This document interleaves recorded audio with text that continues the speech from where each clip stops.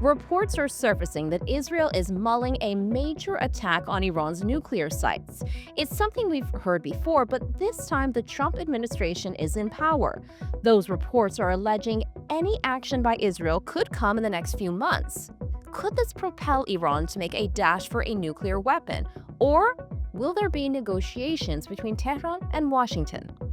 Let's break it down with our guest, Sina Azodi, an expert on Iran nuclear nonproliferation and U.S. Iranian relations from the Elliott School of International Affairs in Washington, D.C. Only Trump can go to Tehran. Because of his credentials, nobody can accuse Trump of appeasing Iranians or being weak to Iran. So he does have a historic opportunity to make a difference. I'm Negar Moshahedi, and this is Eye for Iran. Sina Azodi from the Elliott School of International Affairs at George Washington University joins us now. Thank you so much for being here. Thank you for having me. Good to be with you. Likewise, let's start off with your take on the Trump administration's approach so far to Iran's nuclear ambitions. Well, I think they're sending mixed signals. The main departure from Trump V1 is the dropping of zero enrichment, which then Secretary of State Mike Pompeo claimed in his laundry list that he announced in 2018 that he had demanded a zero enrichment in Iran, which was not feasible, and everybody knew that this is not going to work. But the new Trump administration, including now Secretary of State Rubio and Trump himself, they have not mentioned the word zero enrichment, which I think it's a clear departure from the previous Trump administration. I believe that Trump himself is very much interested in getting a deal with Iranians on the nuclear issue. But I also say it's mixed signals because of some of the rhetoric that is coming from the White House, including the reports and the comments that he has made that he would give the Israelis a green light to go after the Iranian nuclear program should they fail to reach an agreement with Tehran.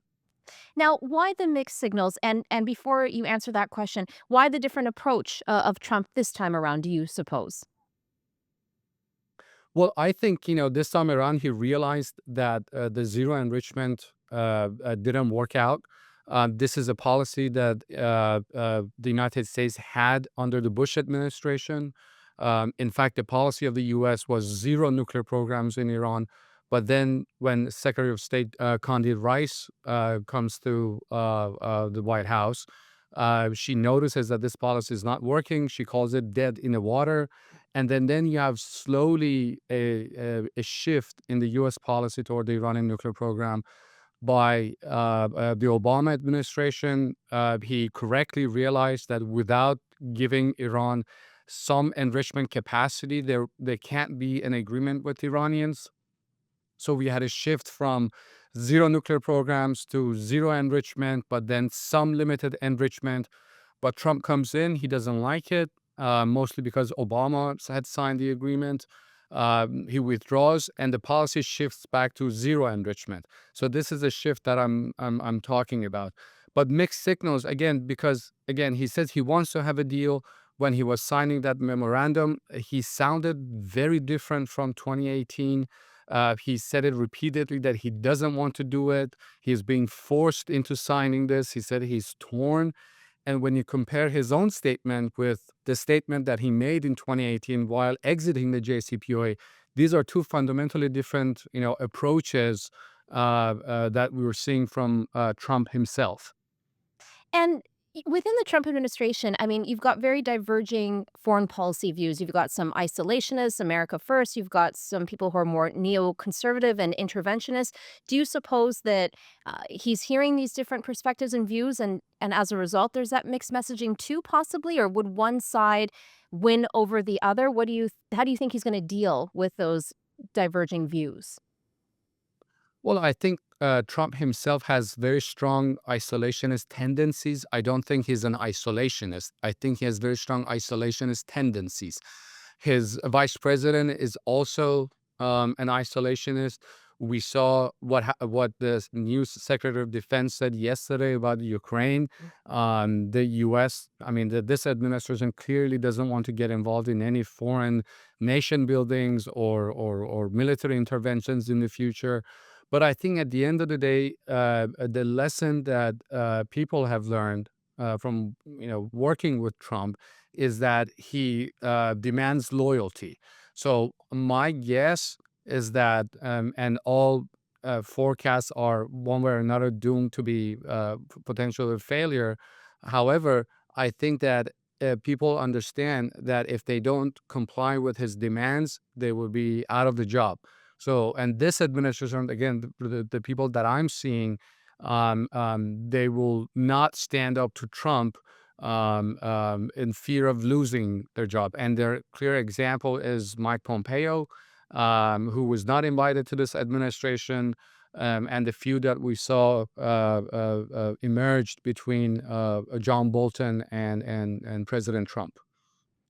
Now, how do you view Iran's response so far then to President Donald Trump? Do you also see potentially any mixed signaling coming from Iran as well? Well, I think when you go back to and pay attention to the presidential campaigns of 2024, Pezeshkian ran on this promise that he would lift the sanctions.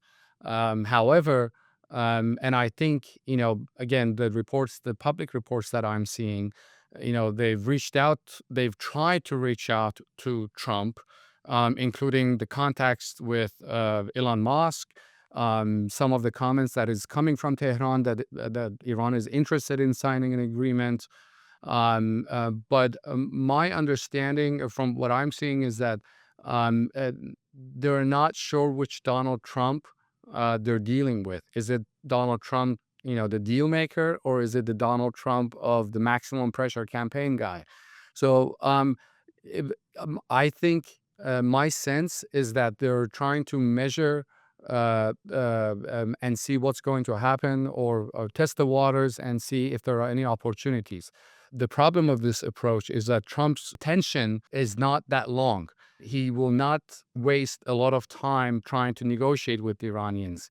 And so he could move on if he realizes that he can't get a deal with Iranians. And then there could be potential implications for the region. What about Khamenei's messaging to the United States and specifically to Donald Trump?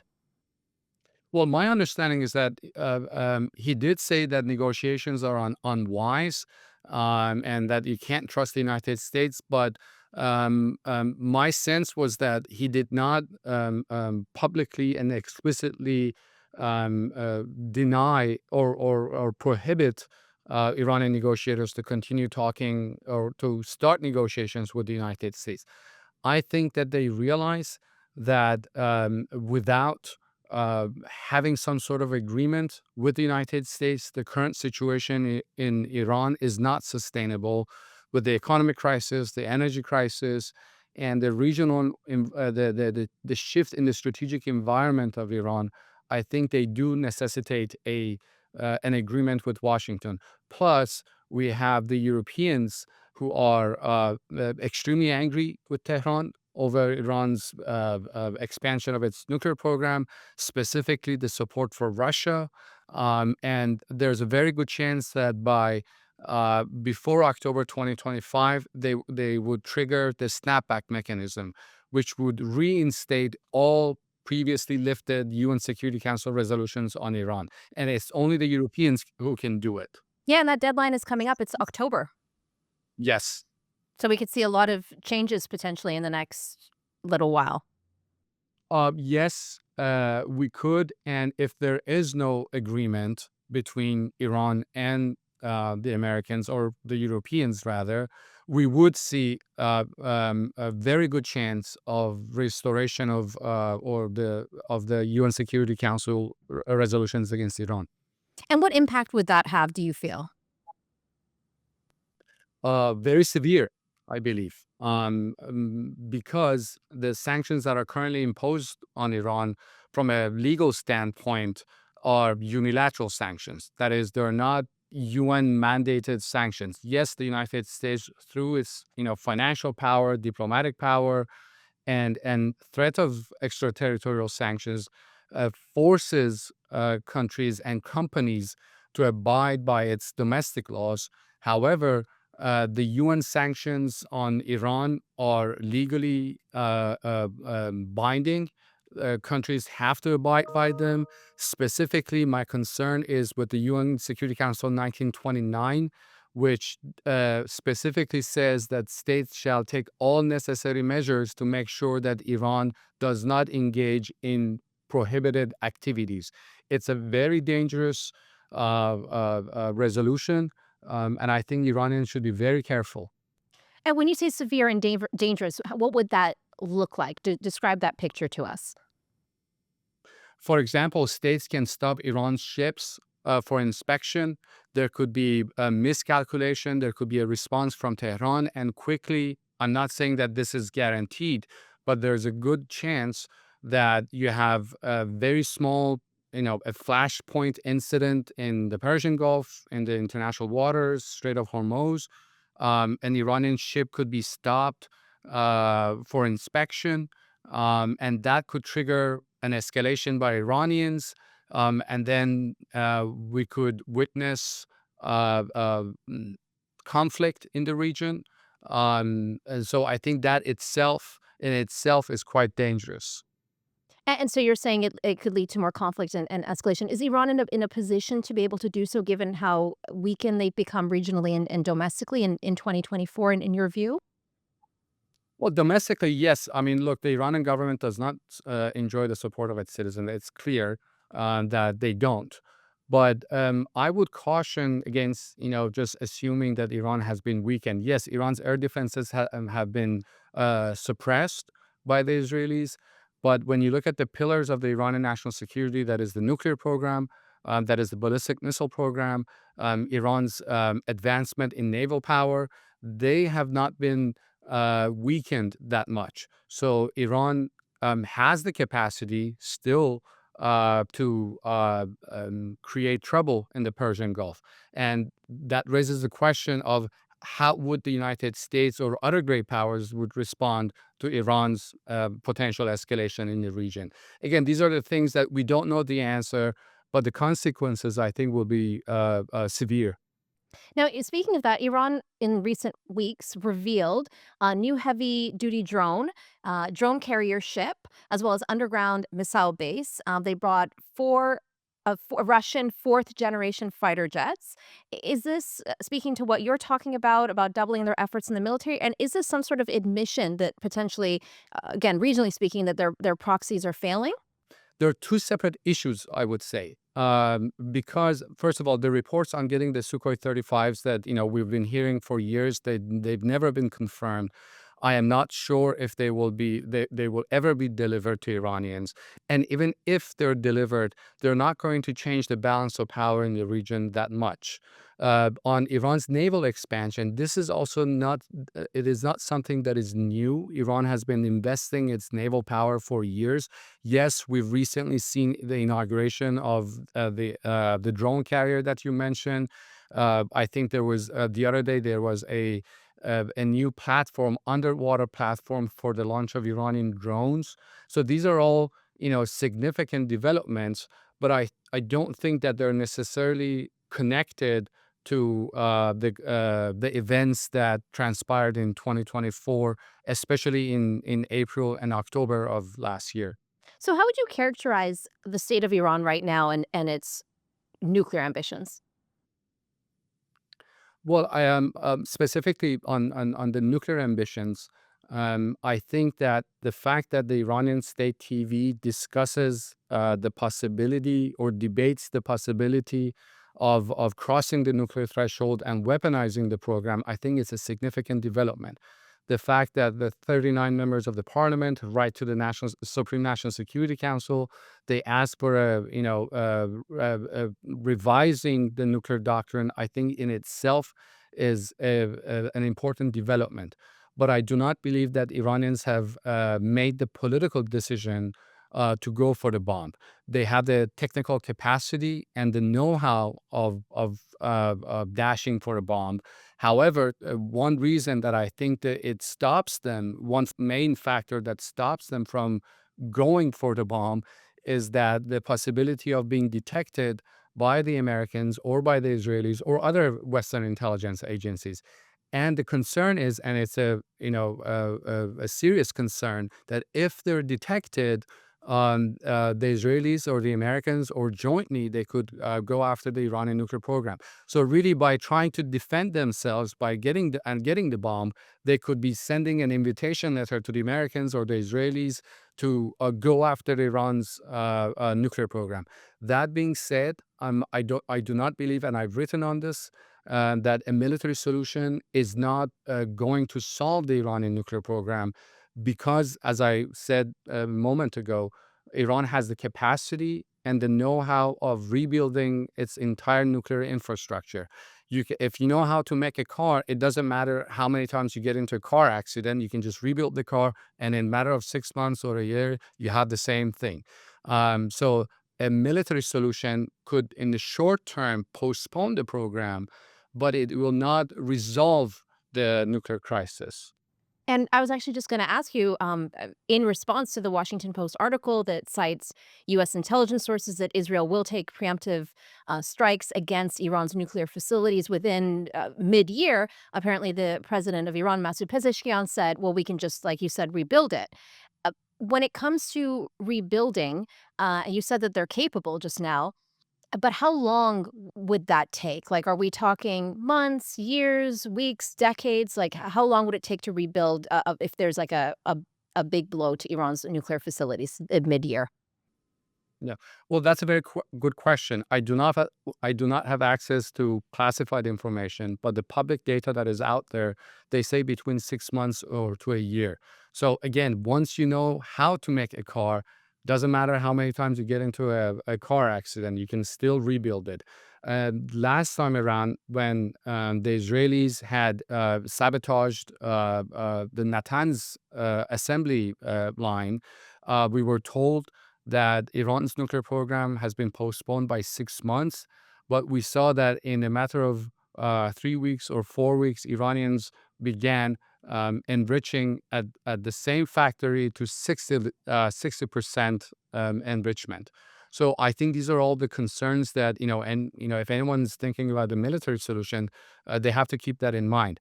And plus, again, this raises a second question. If you're going to attack that program and you cannot destroy it in the entirety, you're giving Iranians more incentive to go for the ultimate weapon of defense, which means that you're going to have to launch an air campaign of every few months to make sure that Iran doesn't get to that point. The Iraqi and the Syrian case were successful because their programs were not dispersed. They were very much in the initial stages of their nuclear journey. But in the Iranian case, we have long passed that stage. Now, given your expertise and your knowledge, what is your feeling in terms of like, what are you feeling right now that with how everything is playing out in terms of what we're hearing from Trump administration, the United States, all the tit for tat between Iran and Israel? Like, what are you, given what you're watching this. What are you thinking? Well, my thinking that what concerns me the most is that wars usually start because states think that they have a opportunity for a quick victory. States that initiated wars, they all thought that they're going to have a quick victory. It's going to be short, it's going to be quick, and they can come back home very soon. This is the mistake that the Germans made when they started declared war in World War One. This is the mistake that Saddam made when he decided to invade Iran, all assuming that their opponent was weaker and victory was at hand. And that's my concern. The Israelis might think that Iran is at a stage that is very weak, it cannot respond. and they might decide to take an action. I think this would be a miscalculation. Sure, I agree that Iran has been weakened, but is not incapable of responding. And then the question is, if Iran responds to Israeli response, then what are we going to have? The U.S. policy, and we discussed this earlier, the current administration in Washington has very strong isolationist tendencies. And the Israelis could drag the United States into a war in the region where the United States is actually trying to leave the region. These are all the concerns that I have. I think it would be a miscalculation to think that this is a perfect time for going after the Iranian nuclear program. How do you see this all playing out? I know we're very early into 2025, obviously, but how do you foresee all of this playing out this year? My biggest concern is that Iranians underestimate the Europeans' resolve to initiate and trigger the snapback mechanism. They are very serious. They are going to do it by the summer. They will support potentially. They will support a maximum pressure campaign. But unlike the United States, I think their goal and objective is to get an agreement with the Iranians, not to just impose a maximum pressure campaign for the sake of imposing a maximum pressure campaign.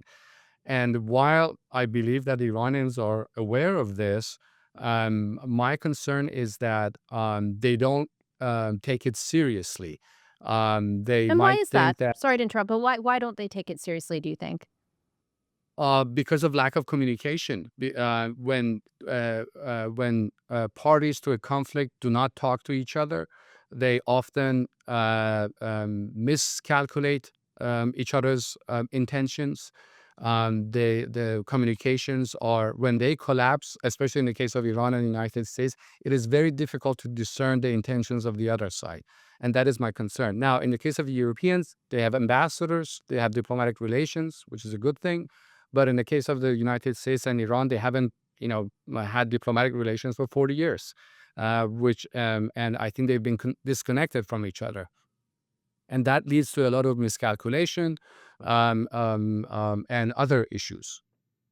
Given your knowledge, what do you think is the best solution then?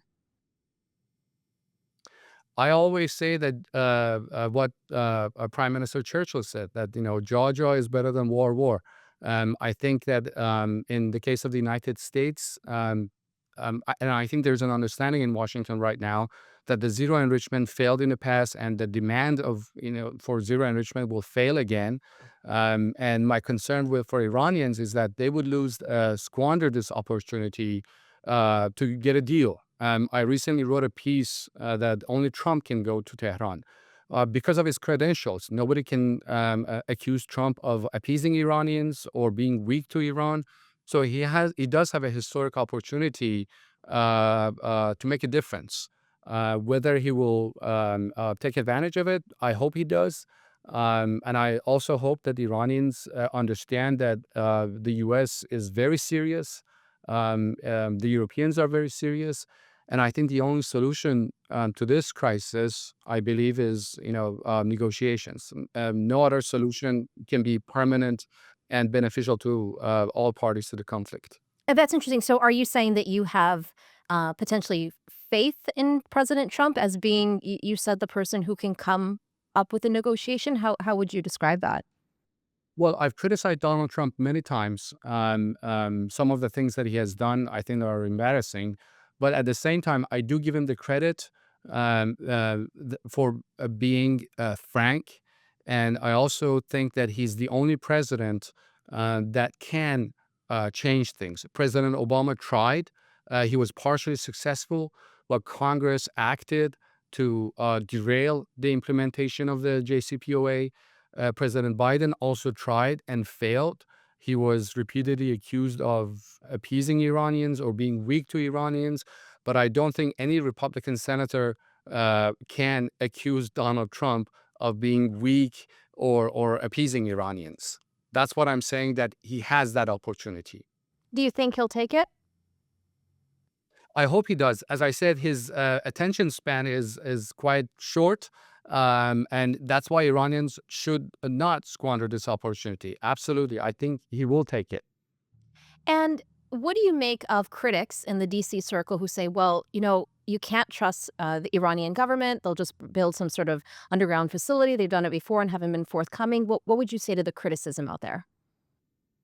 Well, I would only point them out to when the JCPOA negotiations were being conducted. The same critics said that there's absolutely no way that you can get a deal with Iranians because they're not interested in an agreement. Then, when the JCPOA was signed, they said that Iranians were going to cheat, and you have many pundits who predicted that Iranians were going to cheat on the agreement. But what we saw in May 2018 was that it was the United States that withdrew from the agreement. But in terms of making sure that the Iranians cannot cheat, and should they divert their program, they will be quickly detected. I think that in any agreement, and the agreements that they have been previously signed, adopting and ratifying the additional protocol will be essential. And I think it should be on the table, and it's something that I believe Iranians would be open to it. I think that there can be a demand that Iran would, in the matter of 2 or 3 years, ratify the AP, which would give the IAEA a lot more freedom of action in Iran to make sure that their nuclear program remains peaceful. So you feel the people in Iran want these negotiations? How do you feel that everyday Iranians are feeling about it? You just touched on it right now. I have not seen any recent survey of how Iranians feel about negotiations. But the last time that I checked, the JCPOA was quite popular among Iranians. The problem was the bitter experience of the JCPOA that we saw what happened in 2018. But I think that you can call it JCPOA 2 or anything that you would like, but the current circumstances in Iran are not sustainable with inflation, unemployment, the energy crisis. All those things will not be resolved as long as sanctions are remained in place. Thank you so much. That's Sina Azodi from the Elliott School of International Affairs at George Washington University. Thank you for your time. Thanks for having me. If you liked the episode, hit the like button, leave us a comment. We'd love to know what you think. The Eye for Iran podcast series is brought to you by Iran International, the go-to destination for expert Iranian news in both Farsi and English. For more, head to our dedicated English website, iranintl.com/en.